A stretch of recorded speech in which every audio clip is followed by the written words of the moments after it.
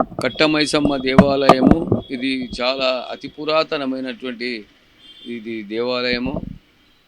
ఆ పురాతన కాలంలోనే వ్యవసాయదారులు అందరూ కూడా తమ పండిన పంటలుని కు- వాళ్ళు అమ్మవారి దగ్గర పూజలు చేసుకొని మరి బోనాలు సమర్పించుకొని అనేకమైనటువంటి కార్యక్రమాలు పూజా కార్యక్రమాలు జరిపేవారు.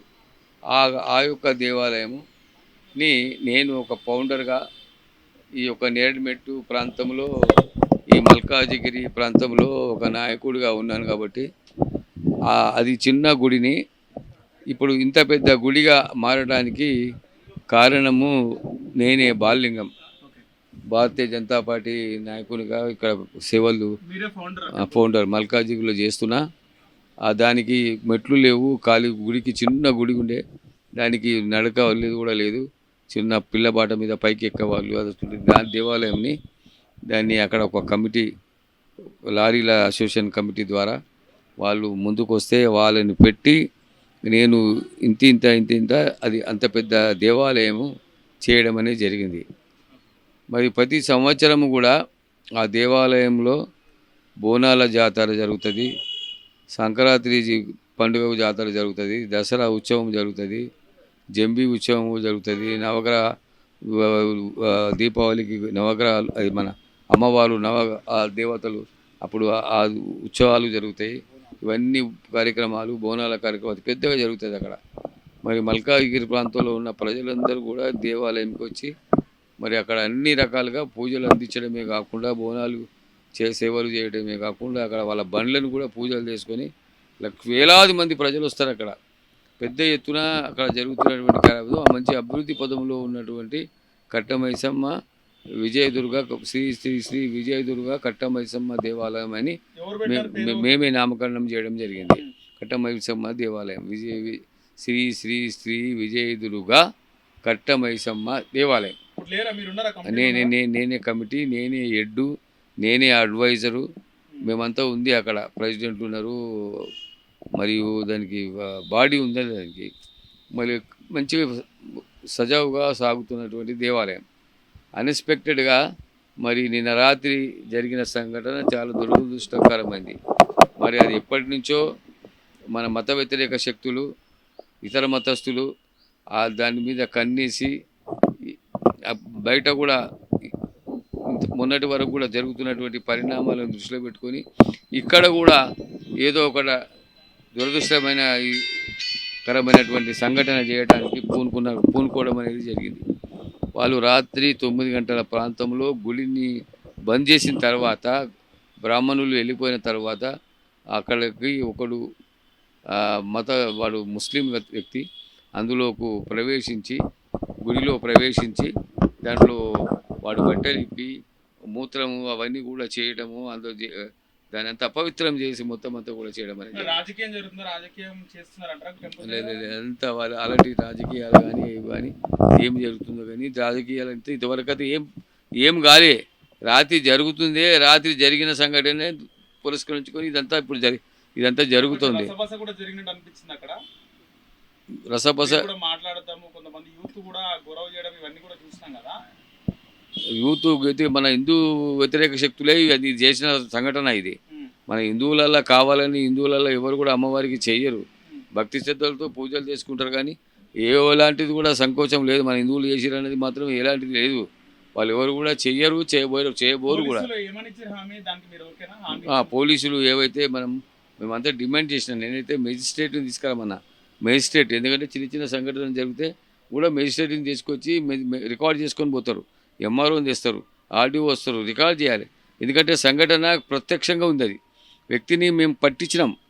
వ్యక్తిని అక్కడ జరుగుతున్న దానికి మన యూత్ అక్కడ పెట్రోల్ పంప్ ఉంది కాబట్టి అక్కడ కొంతమంది చూసి పట్టుకొని వాడిని కొట్టలే అని పట్టుకొని వాడిని బయటికి లాగి వానికి బట్టలు వేయించి పోలీసులకు అప్పగించినాం. వాడు చేసిన సంఘటన వానితోనే కడిగిపించినాం. మా వాళ్ళు కూడా కడిగినారు. పొద్దున కూడా మళ్ళీ కడిగినాం. పొద్దున కూడా గుమ్మడికాయ కొట్టినాం. గుమ్మడికాయ, నిమ్మకాయ, కొబ్బరికాయ నేను కూడా కొట్టినా. అక్కడ అంత పొద్దున్న ఆ కార్యక్రమం చేసి మీద గుడి కూడా అంతా కడిగిని మళ్ళీ పవిత్రతగా మళ్ళీ చేసుకోవడం అనేది జరిగింది.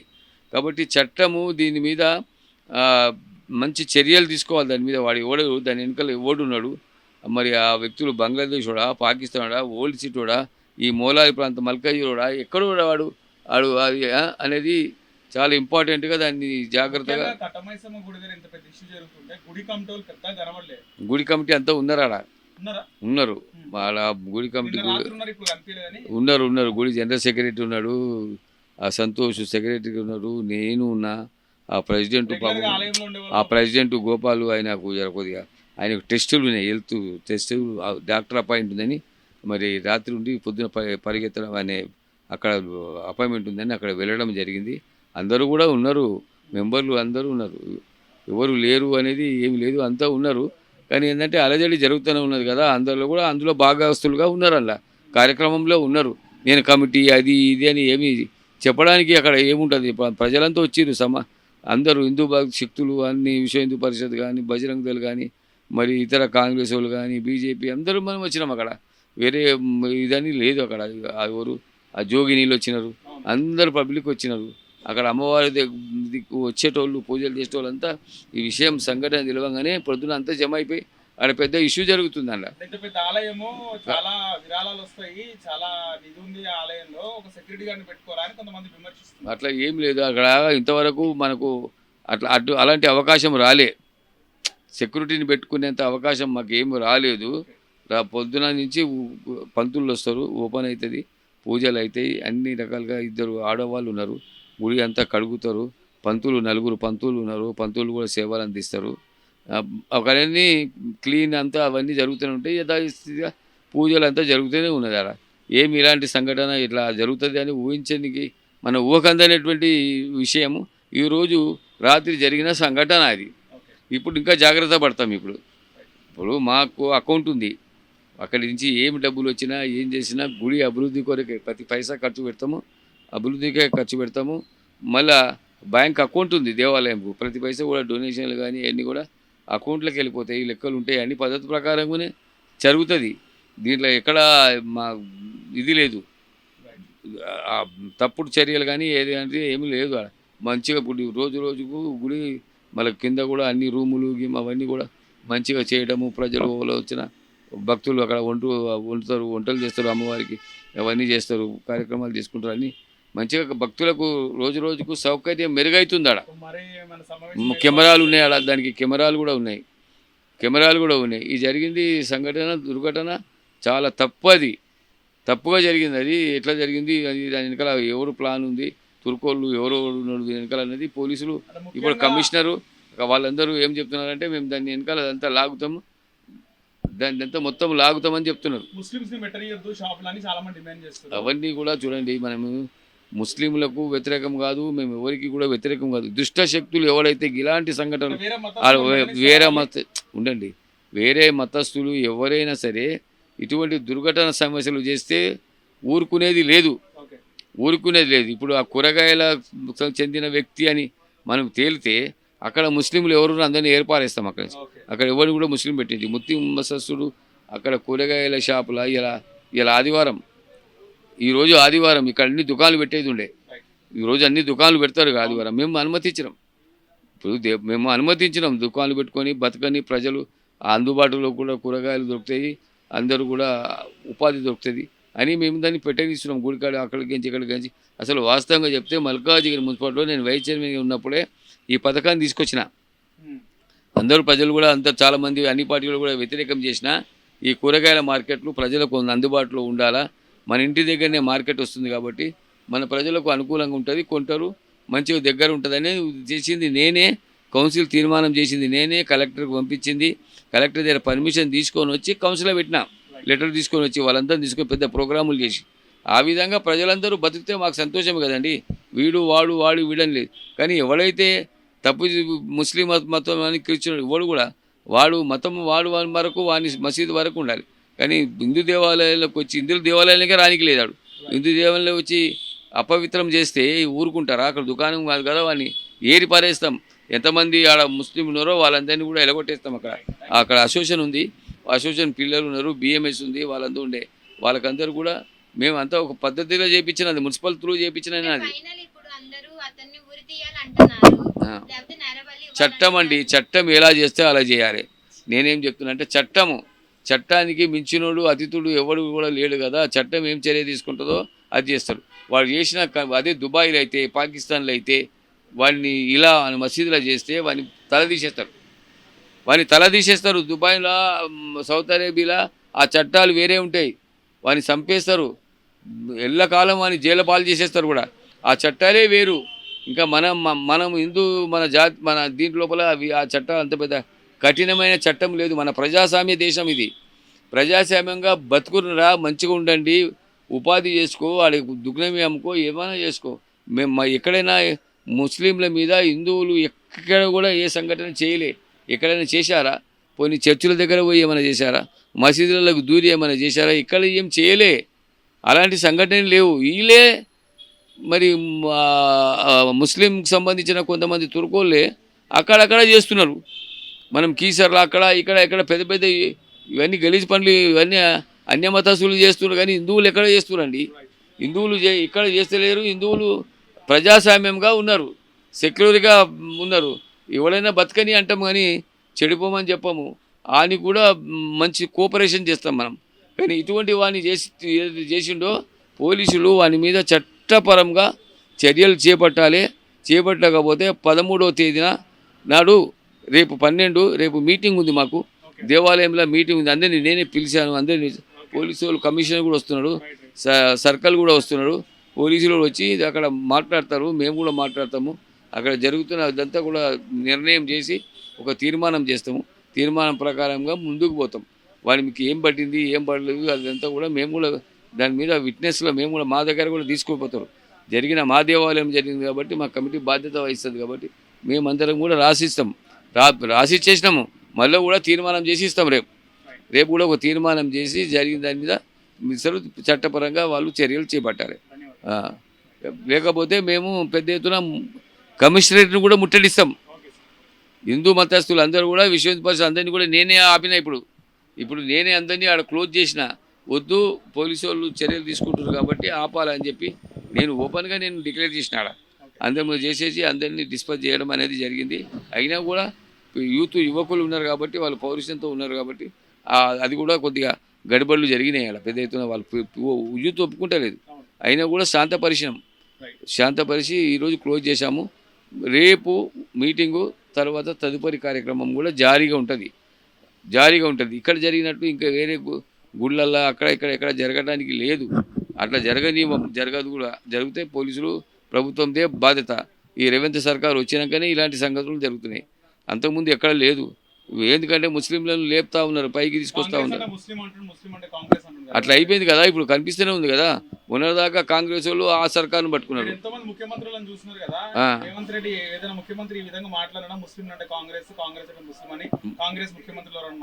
ఎవరైనా సెక్యులరిజం, ప్రజాస్వామ్యం అని కూడా మాట్లాడారు. ఇప్పుడైతే ఈయన ఓపెన్గా ముస్లింలకు మద్దతు ఇస్తున్నట్టుగా ఉన్నారు వాళ్ళు. అట్లా ఇవ్వద్దు కదా. అట్లా ఇస్తే వాళ్ళు ఇంకా రెచ్చిపోరా? ప్రజలు ఎందుకు సైలెంట్ ఉన్నారంటే వింటున్నారు. ఇక ప్రభుత్వంకు కాలం చెల్లుతున్నట్టే ఉంటుంది. ఇక ప్రజలు ఓటు ద్వారా ఒక ఆయుధం ఉంటుంది, దాని ద్వారా ఈ ప్రభుత్వానికి రేపు చెల్లుచీట అవుతుంది. అది మాత్రం జరుగుతుంది కంపల్సరీ. ఇవన్నీ చూస్తారా? 1, 2, 3, 4 జరుగుతూనే ఉంటున్నాయి. ఇది జరిగినాయి కూడా. మళ్ళీ ఇక్కడ కూడా జరిగింది. రేపు ఇట్నే జరిగింది అనుకో, ఆయన ప్రభుత్వం ఉంటుందా? దించేస్తారు కదా. ఎవడైనా ఇలాంటి ఈరోజు ఇంత సంఘటన జరిగితే ఎవరు రాలే కాంగ్రెస్ తరఫున. ఆ యూత్, ఇక్కడ లోకల్ యూత్ కూడా మాతో కలిసిర్రు. అది చాలా సంతోషకరమైన. లోకల్ యూత్ కాంగ్రెస్ అదే లోకల్ కాంగ్రెస్ లీడర్లు కొంతమంది వచ్చినారు. పెద్ద నాయకులు కానీ కాంగ్రెస్ యూత్ అంటున్నాం కదా, యువకులు తిరిగేటోళ్ళు కొంతమంది వచ్చినారు.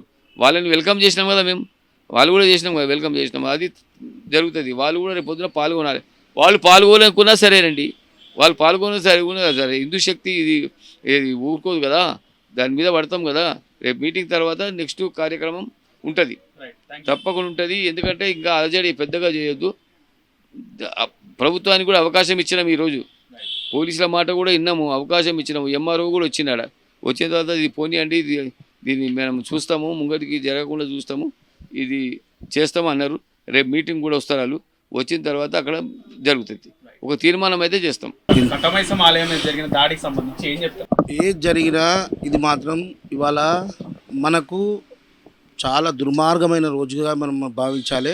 ఎందుకంటే ఇవాళ మనము ఎక్కడ పోయినా ఎవరైనా మన హిందూ సాంప్రదాయంలో మాత్రం చర్చికి పిలిచినా వెళ్తాము, చర్చిలో కూడా మనం పార్టిసిపేట్ చేస్తాము. మనం అందరినీ ఇక్కడ మసీద్లోకి వెళ్తాము, దర్గాలకు వెళ్తాము, వాళ్ళు పిలిచిన అన్ని పార్టిసిపేట్ చేస్తాము.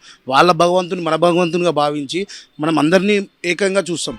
కానీ ఎక్కడ కూడా చూడండి ముస్లిమ్సే ఇప్పుడు ఇలా చేస్తున్నారు. కానీ దీన్ని ఎందుకు ఇలా చేస్తున్నారు అనేది వాళ్ళకి అర్థం కావాలి. ఇవాళ ప్రభుత్వం దీన్ని నైతికంగా బాధ్యత భావించి దీని సిబిఐ ఎంక్వైరీ అంటారా, ఇంకేదైనా ఎంక్వైరీ అంటారా, ఏసీ అసలు ఏం జరుగుతుంది, అది వాంటెడ్లీ చేసిరా లేకుంటే ఇంకేమన్నా కావాలని చేస్తురా, లేదా రాజకీయ దీని మీద ఏమైనా లబ్ధం పొందామని చెప్పి చేస్తురా, దీన్ని వెలికి తీయాల్సిన అవసరం ప్రభుత్వానికి ఉంది. ఇవాళ ప్రభుత్వ పెద్దలు కూడా దీన్ని భావించాలి. ఎందుకంటే మనం చూస్తున్నట్టుగా రేవంత్ రెడ్డి గారు ఎప్పుడు కూడా చూసినా ముస్లింలు అంటే కాంగ్రెస్ అంటే ముస్లింలు అని అంటూ ఉంటారు. కాబట్టి మరి దీన్ని రేవంత్ రెడ్డి గారు బాధ్యత వహించి మరి దీనికి వారి ముందుకు వచ్చి స్పందించాలని మేము డిమాండ్ చేస్తున్నాం. ముఖ్యంగా మల్కాజ్గిరి స్థానికంగా ఉన్నటువంటి అంటే లోకల్ ఎంపీ కానీ లోకల్ ఎమ్మెల్యే మాజీ ఎమ్మెల్యే ఎవరు కూడా ఆలయాన్ని పరిశీలించలేదని కూడా కొంతమంది మాట్లాడుతున్నారు. ఎందుకని అంటే ఇప్పుడు ప్రభుత్వం ఉన్నది కాబట్టి ప్రభుత్వం మా పోలీస్ డిపార్ట్మెంటు ఎంఆర్ఓ అంత ప్రభుత్వ యంత్రాంగం అంతా ఉన్నది. వారు వచ్చారు, చూస్తున్నారు, వాళ్ళ పని వాళ్ళు చేస్తున్నారు. తర్వాత అంటే ఇప్పుడు వాళ్ళ పరిస్థితి ఎలా ఉందో తెలియదు కదా మనకు. వాళ్ళు ఎక్కడ ఉన్నారో, అందుబాటులో ఉన్నారో లేదా, వాళ్ళ ఆరోగ్య పరిస్థితి ఏందో తెలియదు, మనం మాట్లాడలేము. కాబట్టి ఎవరైతే రాలేదని తెలుస్తుంది. దాన్ని ఎందుకు రాలేరు ఏందనేది తెలుస్తుంది కదా, మళ్ళీ వాళ్ళే వచ్చి వివరణిస్తారు. లోకల్ బీజేపీ ఫౌండర్ ఇక్కడ, దేవాలయం కూడా ఫౌండరే. నేను మున్సిపల్ వైస్ చైర్మన్గా చేసిన, కౌన్సిలర్గా చేసిన, ఒకసారి ఎమ్మెల్యేగా కూడా నేను నిలబడిన, మున్సిపల్ చైర్మన్గా కూడా 1987లోనే భారతీయ జనతా పార్టీ తరఫున అప్పట్లో చేసిన. అప్పుడు 4 కౌన్సిలర్లు, తర్వాత 9 కౌన్సిలర్లు, ముగ్గురు కార్పొరేటర్లు రావడానికి కూడా నా యొక్క పాత్ర ఉంది. అందులో అందరినీ గెలిపించాము, బీజేపీని పటిష్టం చేశాము.